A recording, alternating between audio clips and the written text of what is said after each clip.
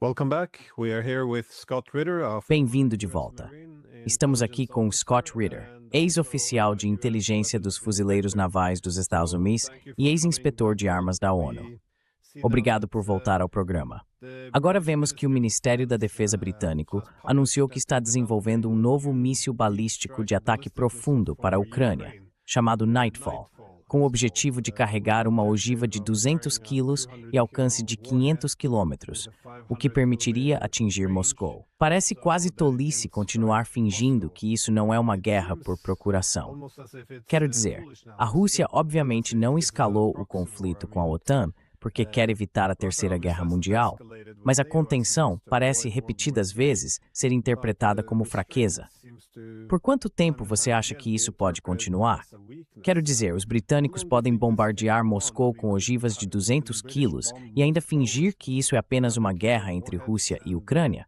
Still pretend this is a Russia-Ukraine war? They can do it once. Eles podem fazer isso uma vez, e então a realidade do erro deles ficará clara quando a Rússia atacar a Grã-Bretanha.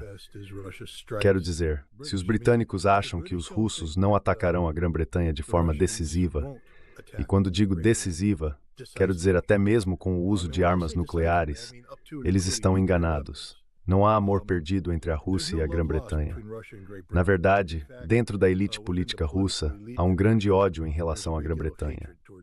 Os britânicos nunca trataram bem os russos, nunca. E sabe, os russos estão meio cansados dessa economia em declínio.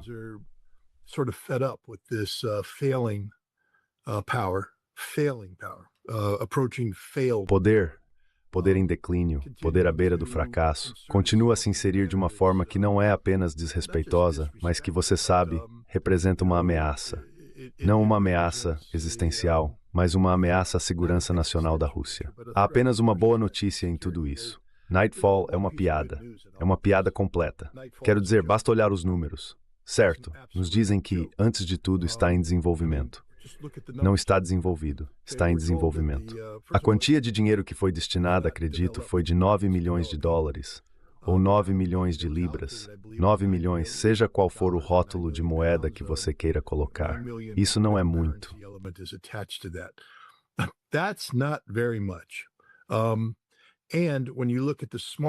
E quando você lê as letras miúdas, eles dizem que o objetivo é produzir 10 desses Skyfalls por mês, a um custo de 800 mil libras cada. Agora, eu sou apenas um simples fuzileiro, não digo ser o maior matemático do mundo, mas 10 vezes 800 mil dá algo em torno de 8 milhões de libras. E se o orçamento total para desenvolver esse míssil é de 9, você entende o tamanho da piada que isso é? Eles nem sequer têm uma instalação de produção ainda. Não construíram um protótipo, não testaram um protótipo. Nós nem sabemos se o conceito funciona. É o Reino Unido deixando a boca correr na frente do cérebro mais uma vez. Sim, os russos, é claro, vão acompanhar isso com grande interesse.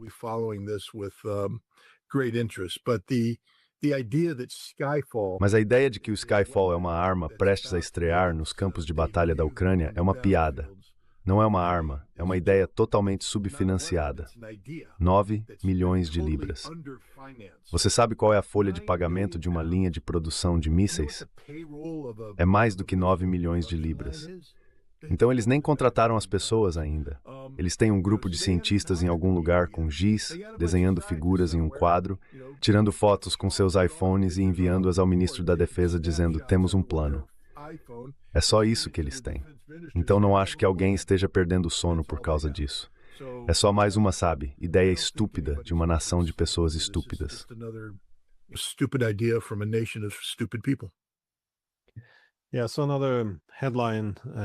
Sim, então saiu outra manchete ou artigo vindo da Grã-Bretanha, de um dos generais deles, Richard Sheriff, que estava alertando contra essa retórica mais agressiva que vem de Londres.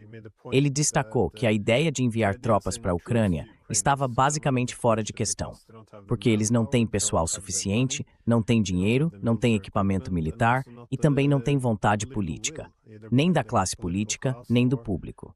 Então, qual é o sentido de toda essa retórica de escalada se eles nem conseguem sustentá-la com algo real? Because we're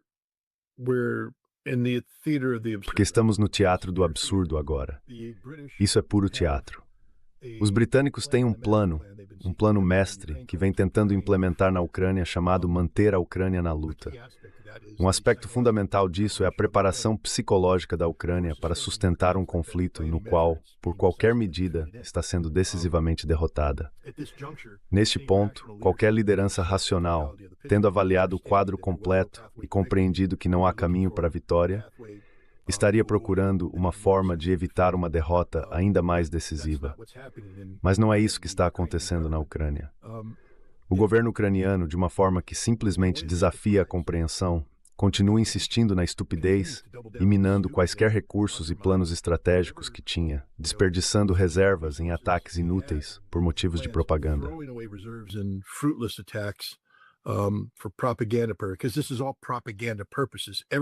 Porque tudo isso é para fins de propaganda. Tudo o que está sendo feito na Ucrânia hoje é por propaganda. Eles lançaram ataques de drones contra plataformas de perfuração da Lukoil no Mar Cáspio. Eles não destruíram as plataformas, mas você sabe, conseguiram um vídeo para divulgar. E tem Zelensky se reunindo com o novo chefe dos serviços de inteligência ucranianos, falando sobre como atingiram profundamente o território russo. Eles não entendem que a retaliação que a Rússia vai impor a eles será extrema, sabe? Grandes partes de Kiev estão sem energia, sem água, e não vão ter energia e água restabelecidas. Grande parte da Ucrânia está em situação semelhante.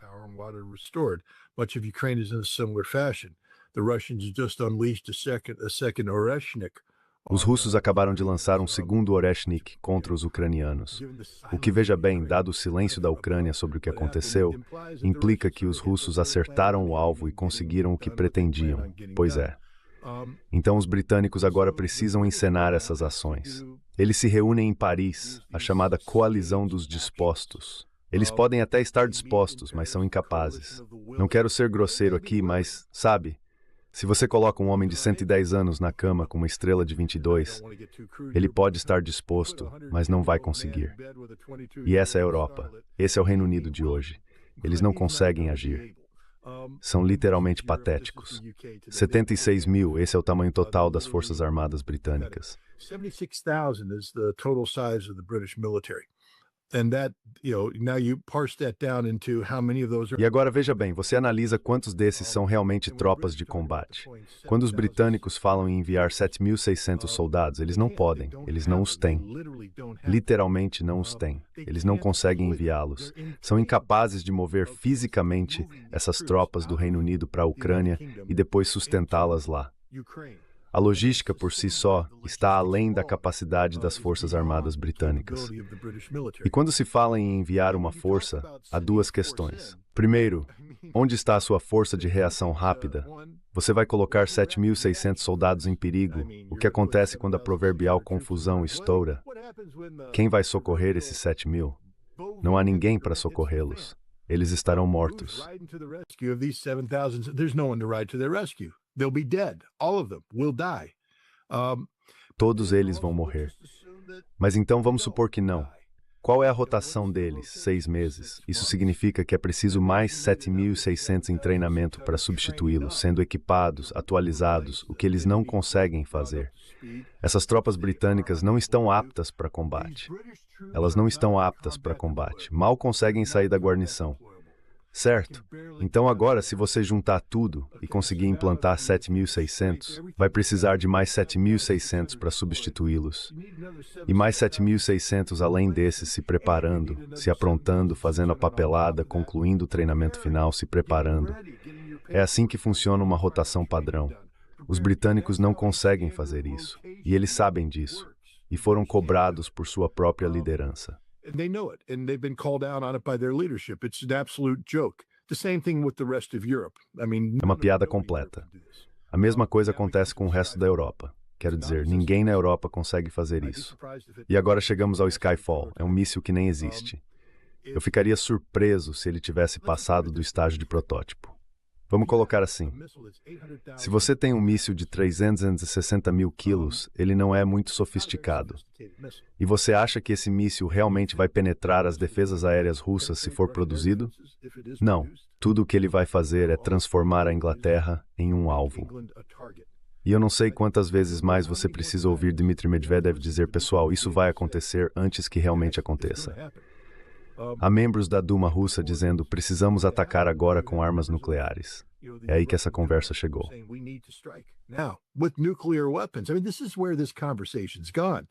The Russians now are taking a look at what the United States is. Os russos agora estão observando o que os Estados Unidos estão fazendo com a OTAN e estão firmemente convencidos, pelo menos em certos níveis, de que poderiam atacar a Europa com armas nucleares e os Estados Unidos não fariam nada, que os Estados Unidos não cometeriam suicídio em nome da Europa, especialmente se a Europa estiver provocando o urso russo, por assim dizer. É uma forma muito perigosa de pensar. Eu não concordo com isso. Na verdade, acho que faríamos alguma coisa.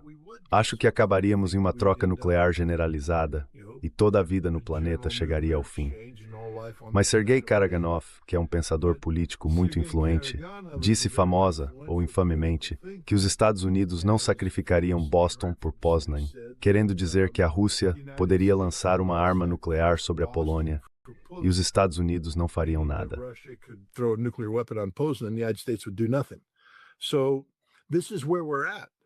Então é aqui que estamos.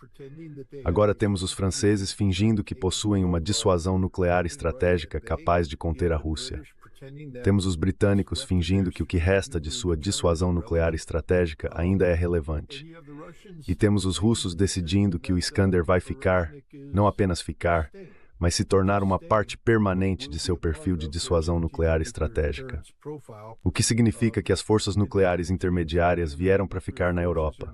Obrigado, Donald Trump, e obrigado, Europa, por desestabilizar seu continente. Isso dá à Rússia a capacidade de fazer uma escalada estratégica de forma não nuclear, o que significa que a Rússia tem mais probabilidade de usar essa arma no futuro. Então veja, é aqui que estamos agora. Um total desligamento da realidade na Grã-Bretanha e na Europa.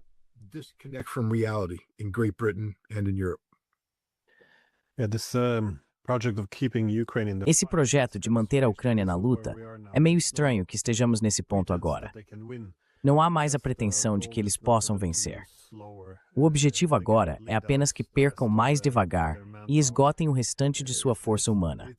É algo muito sombrio, porque sabemos que se tropas britânicas estivessem sendo massacradas dessa forma, não fariam disso um objetivo de continuar a guerra a qualquer custo.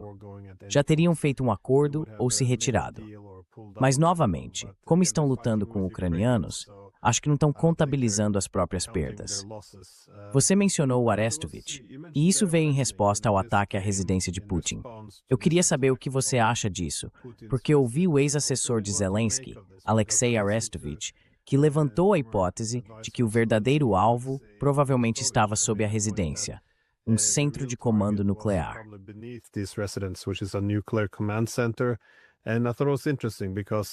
Achei interessante, porque, como sabemos, em junho de 2025, eles também atacaram os bombardeiros nucleares da Rússia, ou seja, seu poder de dissuasão nuclear. Mais uma vez, os russos veem os britânicos como estando por trás disso. E claro, em maio de 2024, sabemos que os radares de alerta precoce da Rússia para ataques nucleares também foram atacados. Podemos somar todos esses ataques à base aérea nuclear de Engels, e se colocarmos tudo junto, há muitos ataques contra o poder de dissuasão nuclear da Rússia. Quero dizer, se qualquer uma dessas coisas tivesse acontecido uma vez durante a Guerra Fria, teria havido pânico, alertas vermelhos, possível troca nuclear. Mas agora isso está se tornando quase algo comum. O que você acha que está por trás desse raciocínio? Atacar o poder de dissuasão nuclear da maior potência nuclear do mundo.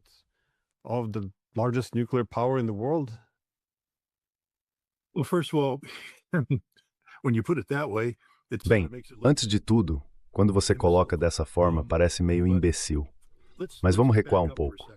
O MI6, o Serviço Secreto de Inteligência Britânico, quando se trata da Rússia, é extraordinariamente incompetente.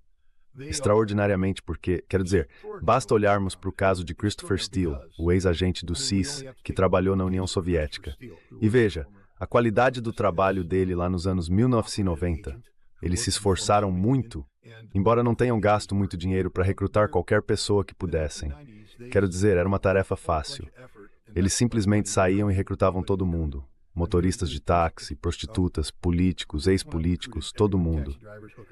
Depois os russos reagiram com força. Everybody. Then the Russians cracked down, and if you remember, there were some famous scenes coming out of Russia. E se você se lembra, houve algumas cenas famosas vindas da Rússia. O incidente da pedra espiã. Você sabe, a pedra espiã. Os russos, é claro, descobriram a pedra espiã e expuseram tudo o que estava acontecendo com ela, desmantelando as redes que os britânicos mantinham ali. Os britânicos têm algumas redes adormecidas que eles ativaram. Vimos eles ativarem essas redes em apoio ao ataque à ponte da Crimeia, que foi uma operação britânica. E novamente nesta operação, o ataque de drones ao aeródromo. Mas os britânicos são muito superficiais aqui. A Russia House dele está anexada à estação de Londres. E essa estação de Londres abriga um grupo de imigrados anti-Putin.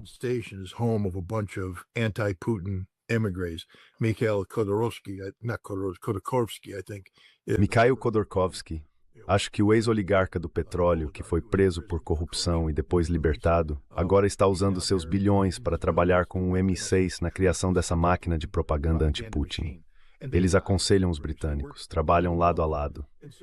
Tudo o que você precisa fazer é ouvir as tolices que saem da boca desse ex-oligarca e das pessoas ao seu redor e ver como isso é transformado em ação pelo MI6.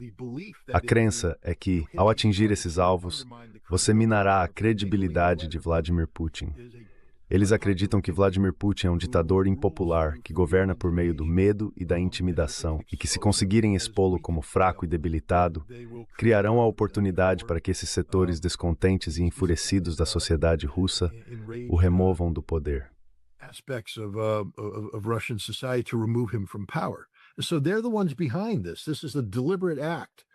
Então são eles os responsáveis por isso. Este é um ato deliberado, não para destruir a capacidade da Rússia, mas para destruir a reputação de Putin. Esse é o objetivo, essa é a meta. E Donald Trump embarcou nisso. Este ataque de drones é um ataque americano, não é um ataque britânico. É um ataque americano em apoio a um plano britânico. Manter a Ucrânia na luta, derrubar Vladimir Putin. Mas veja, eles cometeram um erro fatal. Entregaram as provas. Esses 91 drones que chegaram, muitos deles usaram um chip de computador específico que contém toda a programação para guiar o drone. E esse drone não opera com GPS, porque o GPS, é claro, está sendo bloqueado.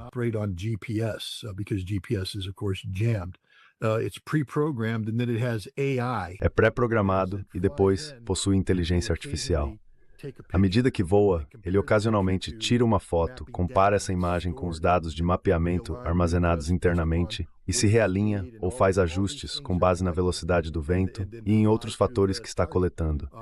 E então segue para o alvo. Para que isso funcione, a inteligência carregada no chip precisa ser ao mesmo tempo extremamente detalhada e extremamente atualizada, o que significa que são necessárias as informações mais recentes para atingir o alvo pretendido. Isso significa que a Palantir, a empresa que conduz essa operação em nome da CIA e dos britânicos para programar esses chips, afirma utilizar informações disponíveis comercialmente. Mas não existe nenhum coletor de dados comercial capaz de reunir o tipo de informação que foi usado nisso.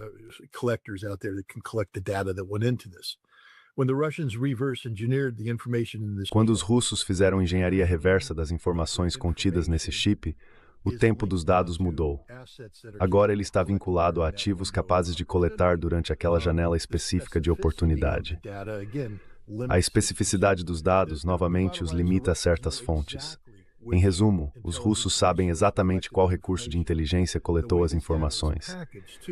A forma como esses dados são organizados também serve para consolidá-los, pois você está reunindo diferentes fontes de informação em um único pacote digital. Há literalmente apenas um lugar na Europa capaz de fazer isso, e é uma organização ou entidade do Departamento de Defesa na Europa que apoia o direcionamento do míssil Tomahawk, porque os mesmos princípios de direcionamento são aplicados aqui.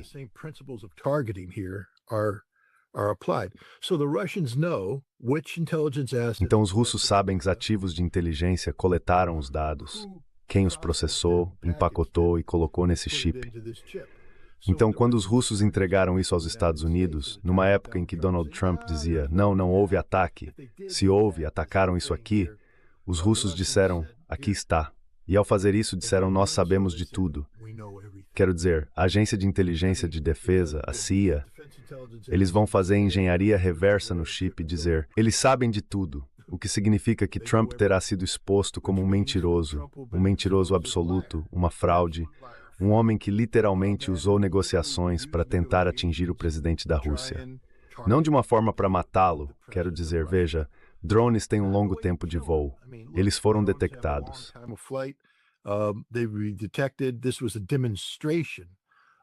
Isso foi uma demonstração de vulnerabilidade, planejada para criar a impressão de que Putin é fraco e subordinado a Trump, que Trump é o papai dele, que Trump dita as regras e Putin é o garotinho desobediente.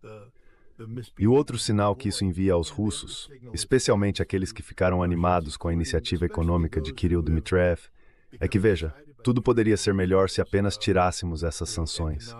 Mas agora não podemos por causa de Vladimir Putin. E ele está meio que perdendo o controle. Quero dizer, ele foi atacado, não está fazendo nada e tudo mais. Sabe, essa é a impressão que se tem das operações psicológicas britânicas, da guerra mental, das operações de informação. Eles fazem isso profissionalmente.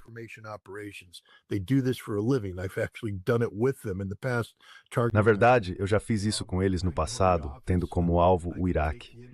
Eu conheço o escritório. Eu poderia te levar até a sede, subir com você e te levar até o escritório.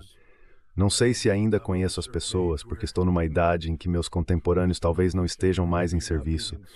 Mas eu sei quem eles são e o que fazem. E veja, os russos também sabem disso. Mas eles estão completamente errados, porque Vladimir Putin não é fraco.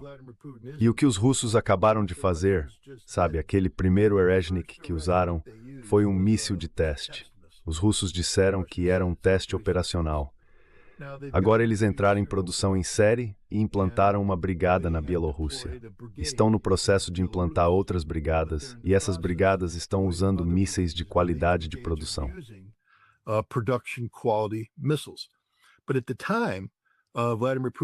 Mas na época, Vladimir Putin disse, temos várias outras aeronaves disponíveis para nós. Mísseis de teste. Estes são mísseis de teste. O míssil que foi lançado contra a Ucrânia foi um teste do Erezhnik, a partir de Kapustin Yar, onde eles continuam realizando testes operacionais. Porque lembre-se, este é um sistema de armas que foi introduzido relativamente rápido, então ainda estão sendo feitos alguns testes, ou foram feitos recentemente. Mas eles agora têm um estoque desses mísseis que não são de qualidade operacional, ou seja, não são de produção em série. Eles não têm os certificados, não têm o que chamam de passaportes que saem da fábrica de produção. Acredito que a Rússia lançou outro desses mísseis de teste. Mas ao fazer isso, eles preservam seu estoque.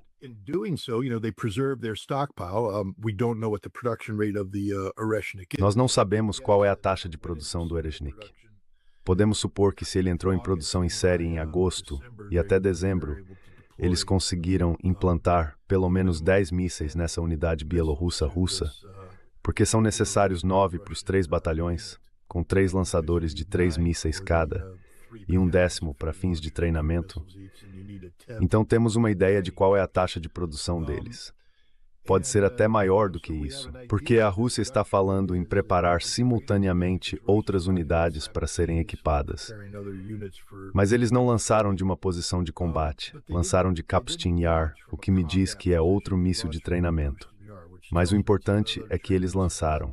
E se você observar a retórica que veio da Rússia depois disso, o Erezhnik agora faz parte permanente da postura de dissuasão nuclear estratégica da Rússia. Strategic nuclear deterrent posture.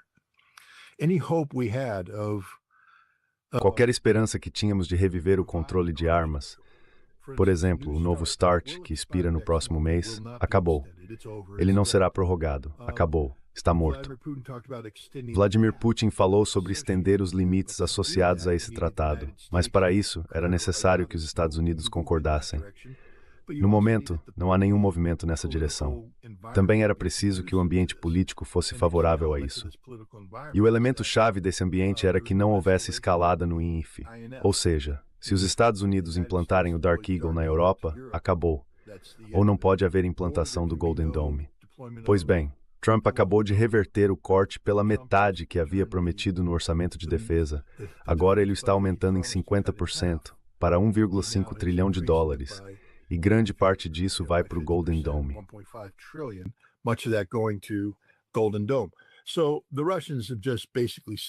Então os russos basicamente disseram, acabamos com o controle de armas. Eu deveria ir à Rússia em março e abril, para São Petersburgo, onde faríamos um exercício muito interessante. Estudantes de pós-graduação desempenhariam os papéis das equipes de negociação americana e russa. Teríamos uma equipe de especialistas americanos em controle de armas, assessorando o grupo que representaria os americanos, e uma equipe de especialistas russos em controle de armas, assessorando o grupo que representaria os russos. Depois faríamos o exercício, registraríamos os dados e produziríamos um resultado que entregaríamos tanto ao Ministério das Relações Exteriores, que apoiava o projeto na época, quanto ao Departamento de Estado, como um esforço para dar um pontapé inicial e dizer, aqui estão algumas ideias. Havia muita empolgação em torno disso.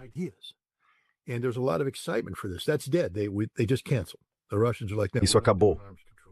Eles simplesmente cancelaram. Os russos disseram, não vamos mais fazer controle de armas. Isso simplesmente não vai acontecer. Não há motivo nem para fingir que sim. Então isso é algo sério. Muito sério. Estamos prestes a entrar em uma corrida armamentista na qual a Rússia já tem todas as vantagens. Eles implantaram forças intermediárias sem igual. Tem as melhores e mais modernas forças nucleares estratégicas do mundo. Os Estados Unidos estão enfrentando a realidade de que nossos bombardeiros não funcionam, nossos mísseis são antigos e nossos submarinos estão envelhecendo rapidamente. E vai nos custar trilhões de dólares para resolver esse problema. Dinheiro que não temos. Ao mesmo tempo, o presidente está desviando recursos preciosos para construir um sistema de defesa antimísseis que nunca vai funcionar.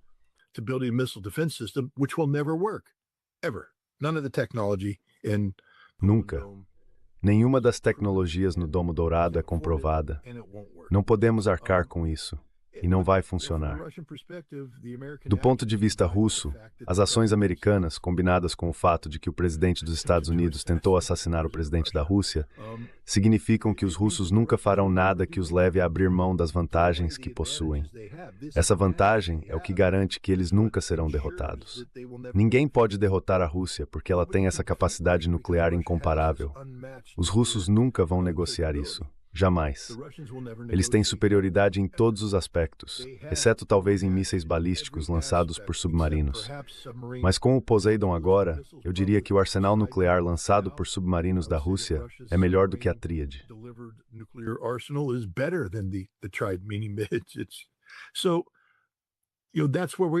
Então, sabe, é aí que estamos. O controle de armas acabou. É uma realidade muito triste. Eu não sei se vamos sobreviver a isso. Quero dizer, este é um momento muito perigoso. Estou ficando um pouco desanimado. Tento permanecer otimista e continuarei seguindo em frente para ver o que pode ser feito para educar as pessoas. Mas veja, os Estados Unidos são governados por um ditador que não se importa com o direito internacional, não se importa com o direito constitucional, não se importa com nada além do seu próprio narcisismo movido pelo ego. E isso é algo muito perigoso. O controle de armas diz respeito ao direito internacional, e os Estados Unidos não acreditam mais no direito internacional, o que significa que não pode haver controle de armas.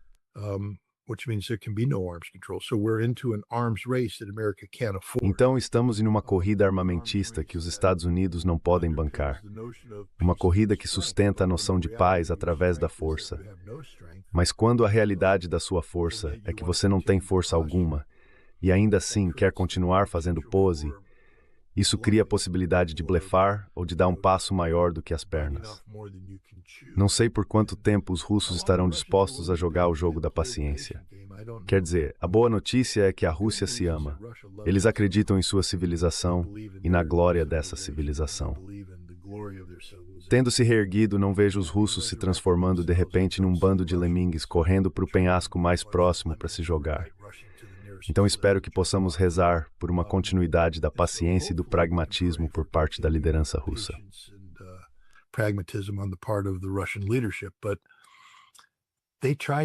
Mas eles tentaram matar o presidente deles. Quero dizer, meu Deus, você consegue imaginar qual seria a reação americana se Donald Trump estivesse em Camp David e 91 drones russos lançados pela Venezuela fossem enviados contra Camp David? Justamente quando o presidente Putin dissesse: "Ei, só espera mais uma hora, já volto, vou te ligar de novo. Fica aí em Camp David, já te ligo de novo." E então tentassem atacá-lo. Nós estaríamos explodindo tudo pelo mundo.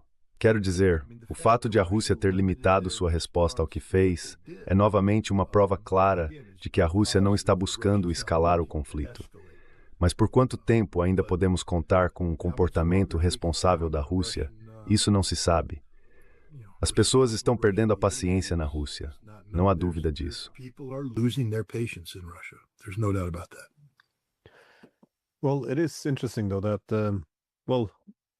Bem, é interessante, porém, notei que quando Trump foi eleito pela segunda vez, houve um certo otimismo cauteloso em Moscou.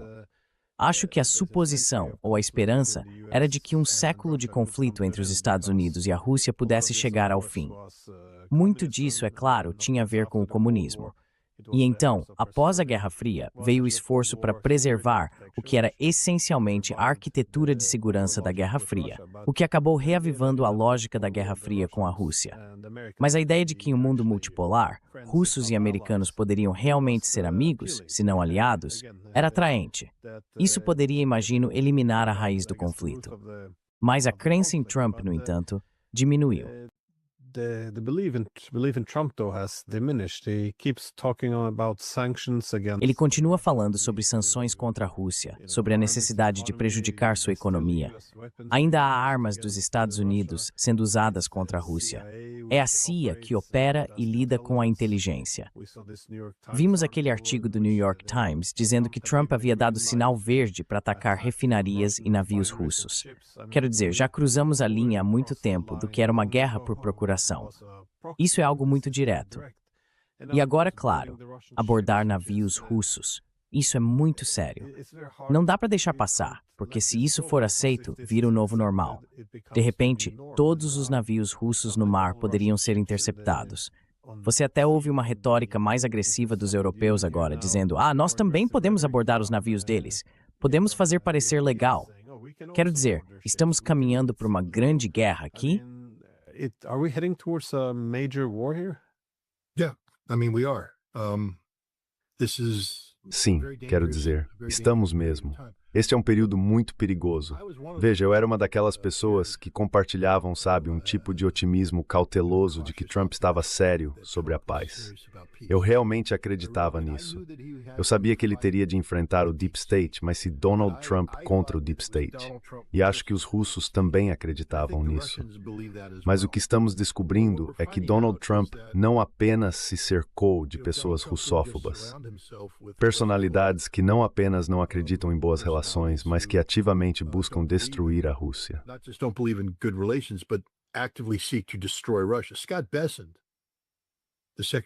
Scott Ritter, o secretário do Tesouro, acredita que pode colocar a Rússia de joelhos, que pode destruir fisicamente a economia russa. E ele quer fazer isso. Ele conta com o apoio de membros do Congresso. Lindsey Graham é um deles. Eu achava que aquilo era o Trump dizendo: certo, falem alto e vamos manter a pressão sobre os russos até conseguirmos esse acordo, e então eu entro e resolvo tudo. Mas parece que não. O presidente Trump esteve por trás desse plano de estrangulamento econômico o tempo todo, que tudo o que ele fazia em relação à Rússia era uma mentira, uma armação. Essa constatação, sim, às vezes me deixa perplexo. My mind gets blown sometimes. Julia Gurganis was the former Julia Gagarina foi a antiga oficial nacional de inteligência para a Rússia e Eurásia em 2016 e supervisionou a avaliação da comunidade de inteligência de 2017, que afirmava que Donald Trump estava conspirando com os russos para roubar a eleição de 2016. Ela sabia que era uma mentira. Ela adulterou as informações de inteligência. E então, quando parecia que seria desmascarada, colocaram-na em uma espécie de semi-aposentadoria.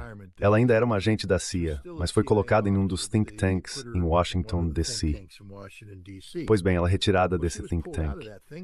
Pouco antes disso acontecer, John Ratcliffe, o diretor da CIA, realizou uma operação de limpeza de emergência.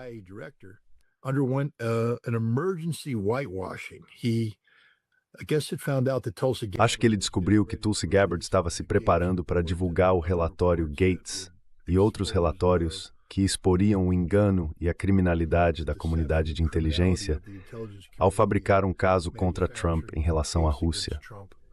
Então ele publicou um memorando desclassificado de 5 páginas que basicamente dava a Julia Gagarina um atestado de boa conduta. Essa é uma mulher que declarou publicamente: "Eu odeio Donald Trump e quero derrubar Donald Trump." Mas ele absolve, e ela está no avião informando Donald Trump a caminho de seu encontro com Putin. Eu costumava achar que isso era apenas um grande erro.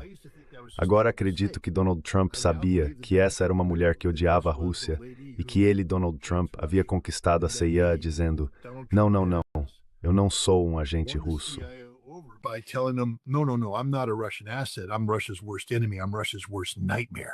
Eu sou o pior inimigo da Rússia. Eu sou o pior pesadelo da Rússia. Me diga o que eu preciso fazer para armar uma cilada para Putin. Acredito que Trump foi ao Alasca para armar uma cilada para Vladimir Putin. E como se faz isso? Você usa Kirill Dmitriev.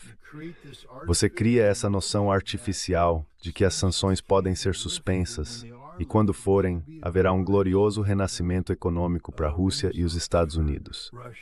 Então o que acontece é que Putin acredita nisso, volta e eles começam a realizar reuniões. Você sabe, queremos revitalizar a produção de petróleo no norte. Então vamos chamar o prefeito e o governador. Reúnam um comitê e nos digam o que precisamos fazer. Quais são nossas principais prioridades?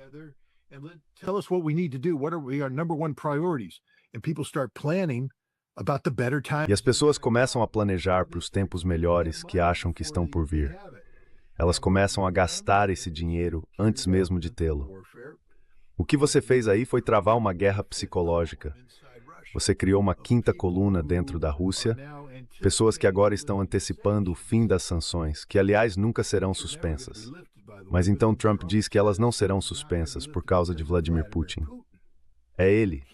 Não estou satisfeito com Putin. Acho que Putin é o problema. Acho que Putin é isso.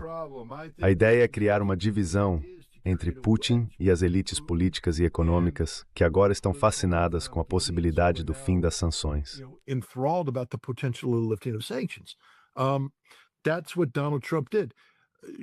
Foi isso que Donald Trump fez. Radcliffe não realizou essas operações. O artigo do New York Times foi publicado em um momento interessante porque coincidiu literalmente com a tentativa de assassinato contra Putin. Acredito que o artigo possa ter tido originalmente um título diferente e alguns parágrafos que depois foram removidos, porque acho que o texto basicamente dizia: "Ei, olhem o que fizemos. Nós somos a CIA. Temos feito isso o tempo todo." E então, quando a operação falhou e os russos descobriram, eles mudaram, mas não alteraram o artigo em si. A CIA teve que colaborar abertamente com o New York Times para essa matéria. Isso é informação altamente confidencial.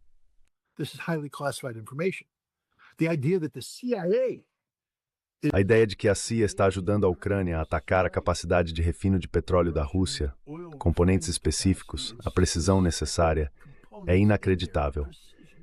E a CIA está fazendo isso justamente quando o presidente fala sobre o espírito do Alasca. É uma armação, é uma mentira. Nunca existiu um espírito do Alasca. A CIA está em guerra com a Rússia hoje, em guerra com a Rússia. A CIA está matando russos. Scott Ritter, secretário do Departamento do Tesouro, está em guerra com a Rússia, tentando destruir a economia russa. Marco Rubio está em guerra com a Rússia, buscando o isolamento. Lembre-se, Rubio tem dupla função. E é aí que entra a verdadeira perversidade, porque ele pode ser o secretário de Estado e dizer: ei, somos totalmente a favor da diplomacia.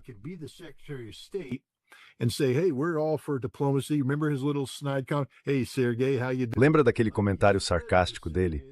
Ei, Sergei, como vai? Como se fosse amigo do Sergei Lavrov. Não é. Ele odeia o Sergei Lavrov. Sabemos que ele odeia o Sergei Lavrov porque ele mesmo disse que odeia o Sergei Lavrov.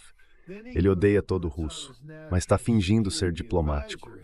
Aí ele vai e coloca o chapéu de Conselheiro de Segurança Nacional, cargo em que não presta contas a ninguém além do presidente, e é ele quem autoriza os ataques da CIA.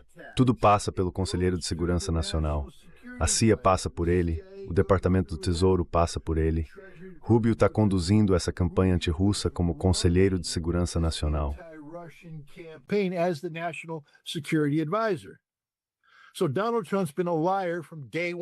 Então Donald Trump tem sido um mentiroso desde o primeiro dia. Desde o primeiro dia. E acho que os russos estão começando a perceber essa realidade.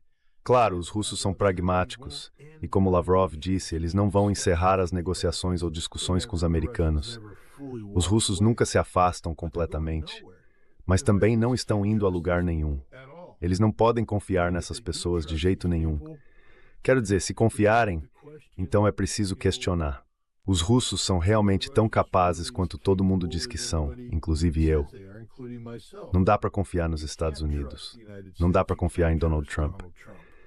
E agora, somando isso a pessoas que, bem, toda essa história do livro, só para mostrar como as pessoas podem ser estúpidas.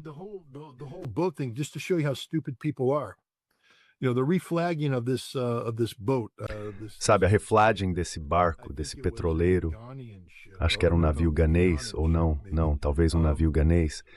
Enfim, ele mudou de bandeira durante o processo. Não é ilegal, não é normal, mas não é ilegal. Só que os russos usaram um processo que só tem legitimidade em águas territoriais russas.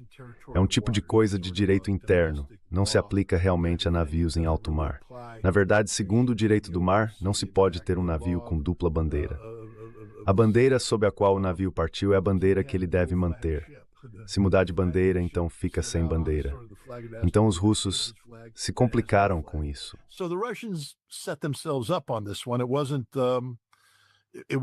Não foi uma boa jogada, e os próprios russos meio que admitiram isso. É por isso que a Rússia tem estado em silêncio. Todo mundo pergunta, por que a Rússia está quieta? Porque estão fracos? Não, eles cometeram um erro. Reflagraram o navio de uma forma que não é aplicável. Mas o problema é que a Europa e os Estados Unidos estão interpretando a falta de reação da Rússia como um sinal de fraqueza. E agora estão falando em atacar navios que realmente ostentam a bandeira russa. Isso seria um erro fatal, porque a Marinha Russa interviria. Os russos são muito legalistas.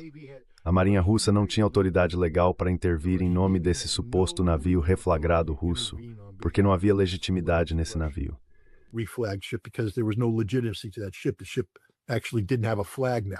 Na verdade, o navio não tinha mais bandeira por causa do que havia acontecido. Mas isso não significa que a Marinha Russa não vai intervir se você atacar um navio russo. E agora os britânicos estão dizendo, bem, vamos mudar nossas leis para que possamos inspecionar navios. Os dinamarqueses estão dizendo, vamos provar aos americanos que somos membros realmente importantes da OTAN e vamos inspecionar navios. E os noruegueses também querem inspecionar navios. Todo mundo quer inspecionar navios russos agora. Os russos vão matar vocês. Matar vocês. Quão estúpido alguém pode ser? Bem, é uma pergunta retórica, porque sabemos a resposta. Muito estúpido.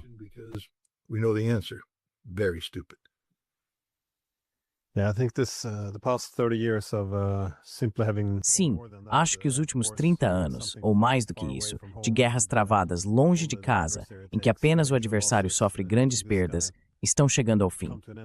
Acho que essa mentalidade levou à imprudência deles em provocar agora uma grande guerra com a Rússia.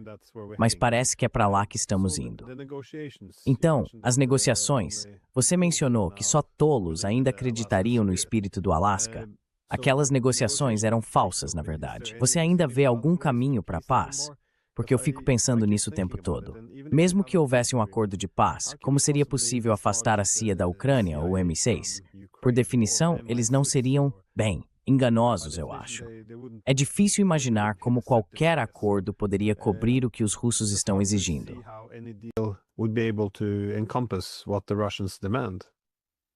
Well, first of all, the idea that Russia is going to make Bem, antes de tudo, a ideia de que a Rússia vai fazer concessões, na minha opinião, é irrelevante. Eu não posso falar em nome da Rússia. Ninguém pode, exceto os próprios russos. Eles podem fazer o que quiserem.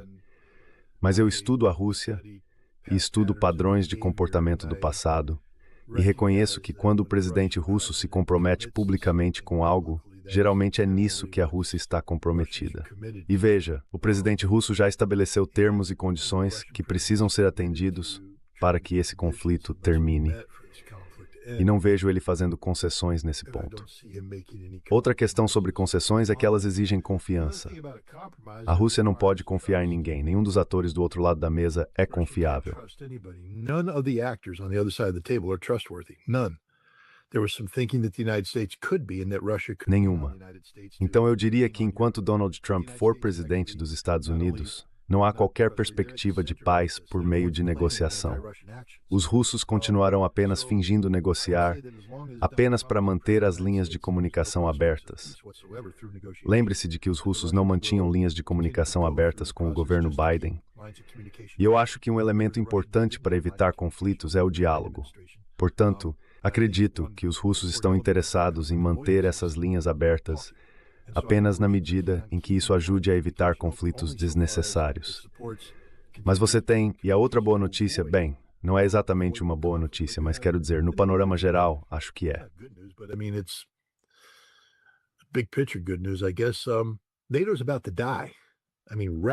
A OTAN está prestes a morrer, quero dizer, uma morte rápida. Os Estados Unidos vão agir muito em breve em relação à Groenlândia. Espero que não seja algo violento. Mas se os dinamarqueses e muitos europeus que querem ser enviados para lá acham que vão conseguir, eles não entendem quem está se preparando para ir à Groenlândia. Trump está encarregando o comando de operações especiais conjuntas de ir à Groenlândia. Eles apenas matam. Veja o que aconteceu com a Força de Segurança de Maduro. Não houve esforço algum para fazer prisioneiros. Eles simplesmente chegaram e mataram todo mundo. Eles não vão ficar ali chorando de tristeza pelo fim da OTAN. Eles têm uma missão.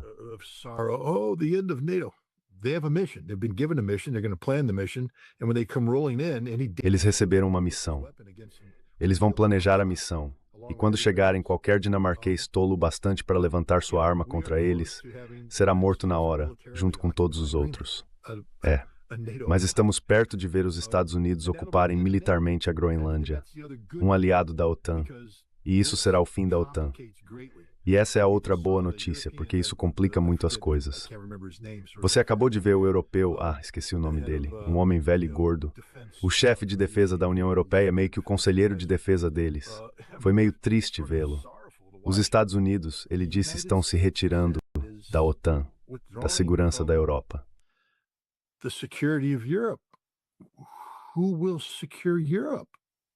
Quem vai proteger a Europa? Achei que essa fosse a função da própria Europa.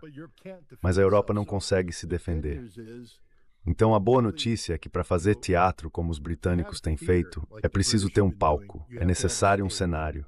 E o cenário está desmoronando. A OTAN vai morrer uma morte muito, espero que não violenta, mas muito súbita. E a Europa não tem um plano B, absolutamente nenhum, zero capacidade. Vamos assistir ao colapso da Europa, porque o que Donald Trump faz melhor do que qualquer outra pessoa é dividir e conquistar. À medida que a OTAN se dissolve e a Europa entra em colapso, haverá países desesperados.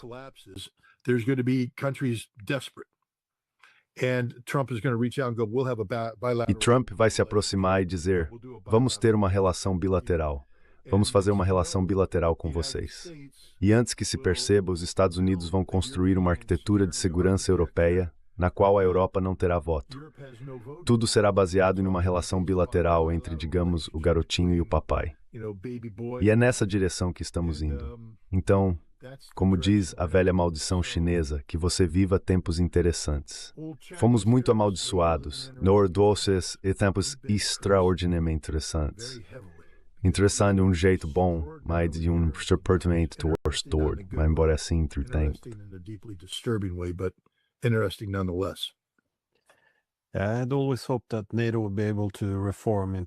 Eu sempre esperei que a OTAN pudesse se reformar em uma arquitetura de segurança pan-europeia e inclusiva, uma em que buscássemos segurança com outros membros, em vez de contra os não-membros, como uma aliança.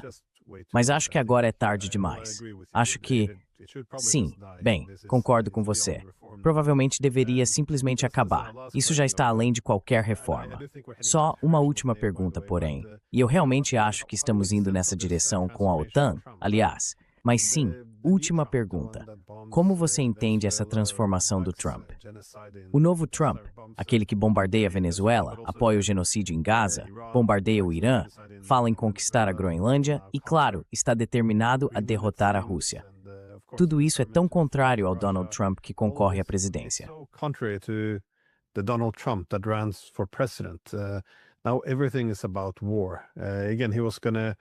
Agora tudo é sobre guerra. De novo, ele ia reduzir as guerras sem fim. Agora precisa de um orçamento militar de 1,5 trilhão de dólares. Ele estava preocupado em ir à falência. Agora não consegue gastar dinheiro rápido o bastante. América em primeiro lugar foi completamente distorcido. Agora, essencialmente, significa que os Estados Unidos vão lutar guerras para recuperar sua grandeza.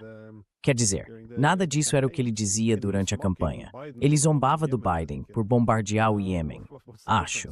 E agora, qual é a diferença? Então, como entender isso? Porque ele gerou muito otimismo em muitas pessoas ao redor do mundo que acharam que ele tinha percebido que, ok, agora é a República Americana ou o Império, vamos salvar a República. Essa era pelo menos a lógica que me restava. Mas agora ele, não mais.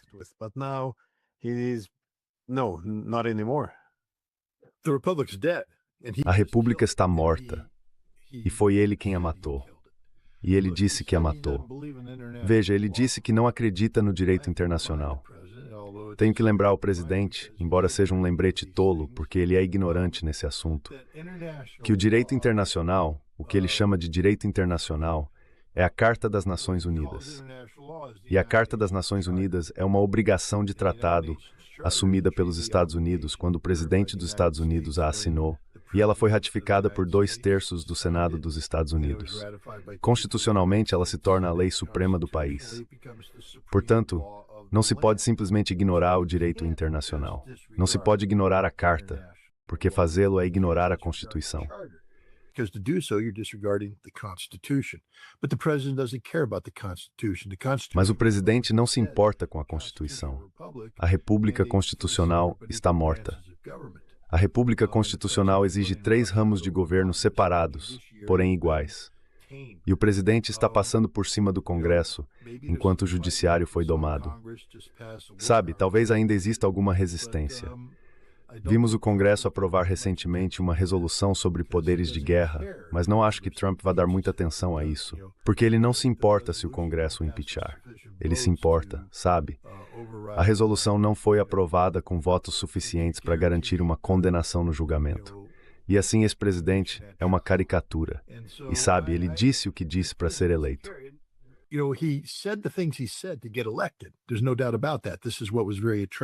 Não há dúvida disso. Foi isso que foi muito atraente.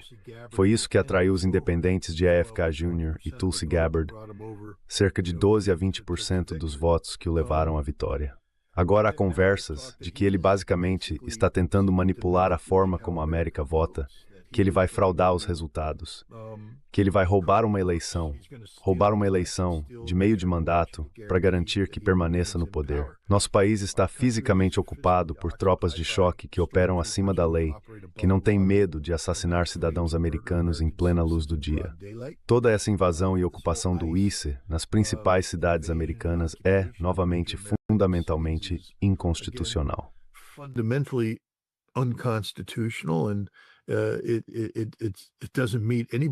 E isso não corresponde à visão de ninguém sobre como deve ser uma república constitucional. O presidente hoje é um ditador de fato, um ditador sem lei. Ele diz que não precisa do direito internacional, confia em sua própria moralidade. Bem, considerando os arquivos de Epstein, acho que precisamos questionar seu caráter moral. Quero dizer, levando em conta que esse homem mentiu abertamente para o povo americano e para o mundo, e que hoje é o presidente mais belicista de todos os tempos. Talvez Andrew Jackson, quando enfrentava a nação Cherokee, tenha sido tão belicoso quanto. Mas este presidente, veja bem, é orwelliano em tudo que faz. He is Orwellian in everything he does. What he says, the exact opposite is the truth. He wants the Nobel Peace O que ele Prize diz, because he's a verdade é exatamente o oposto. Ele quer o Prêmio Nobel da Paz porque é o maior belicista do mundo. E é aí que estamos hoje. O povo americano pode descobrir que, ao ceder tanta confiança, credibilidade e poder a esse homem, acabou tirando de si mesmo a capacidade de corrigir os próprios erros. Sempre existiu na democracia americana a possibilidade de tirarmos os caras do poder pelo voto. Mas se Trump assumir, continuar usando o ICE como instrumento de intimidação e ocupação, e começar a manipular o sistema para garantir um resultado nas eleições de meio de mandato, deixaremos de funcionar como uma república constitucional. We don't function as a constitutional republic anymore. Oh, it seems like he disappointed Parece que ele decepcionou muita gente. E novamente, essa é a tragédia, porque ele parecia ter o dedo no pulso. Ele percebeu onde o país estava errando, onde o mundo estava errando. Ele reconheceu as fraquezas, mas também as oportunidades, como dizer, por exemplo, que seria uma boa ideia se dar bem com a Rússia, algo simples. E claro, quero dizer, esse é um dos problemas que temos na OTAN, quando ouço líderes europeus dizerem, bem, não podemos fazer isso. É algo que Putin gostaria. Mas sabe, em algum momento você também quer que o oponente tenha alguma segurança, se quiser segurança para si mesmo. Ele parecia estar totalmente certo em muitas dessas coisas. Mas sim, esse novo Trump, bem, eu não acho que seja um novo Trump, na verdade. Well, I don't think it's a new Trump, though. I think what we're seeing is that he's been a liar the entire time. Acho que o que estamos vendo é que ele foi um mentiroso o tempo todo. Sabe, ele tratou o povo americano como um interesse amoroso, disse todas as coisas certas, mandou flores, deu um bom perfume no nosso aniversário, nunca perdeu um feriado ou evento, estava presente em todos os momentos importantes das nossas vidas. Meu Deus, nós nos apaixonamos por esse cara. Pensamos, olha a atenção que ele está nos dando. Ele deve ser sincero sobre querer um relacionamento longo e frutífero. E então, assim que nos casamos, descobrimos que ele tinha uma amante o tempo todo. Essa amante era a guerra, o poder e o narcisismo. Tudo isso foi um plano que ele vinha executando. Esse não é um novo Trump. Esse é o Trump. É isso que o Trump fez. E o povo americano tem todo o direito de se sentir enganado. This is what Trump did, and the American people have every right to feel deceived, but we're trapped in a relationship we can't get out of. Mas agora estamos presos em um relacionamento do qual não conseguimos sair. Quero dizer, espero que o povo americano compareça e vote nas eleições de meio de mandato e faça o que for necessário para limitar o poder desse louco. Mas se ele começar a manipular os números, se começar a distorcer o sistema, sabe, Stalin acho que disse que não importa quem vota, o que importa é quem conta os votos. E acho que Trump vai ser o cara contando os votos. E a contagem vai ser... Veja só a ironia. Esse homem é um mentiroso tão grande que vai fazer com o povo americano exatamente o que acusou Joe Biden de ter feito em 2020. Ele vai roubar uma eleição. E, na minha opinião, a 15ª emenda não poderia chegar rápido o suficiente. The 25th Amendment couldn't come quick enough, in my mind. Yeah, just watch him give us. É só ver ele fazendo, bem, 2 vezes já esse discurso sobre como Maduro matou milhões de pessoas, o que não faz muito sentido. Mas parece que estamos em um momento bem pós-verdade nesse ponto. Enfim, nosso tempo acabou, mas eu queria te agradecer muito por ter reservado um tempo como sempre. Eu sei que você deve estar incrivelmente ocupado. Então é isso. Obrigado mais uma vez. Incredibly busy, so yeah, thanks again. Well, thank you. Bem, obrigado por me receber.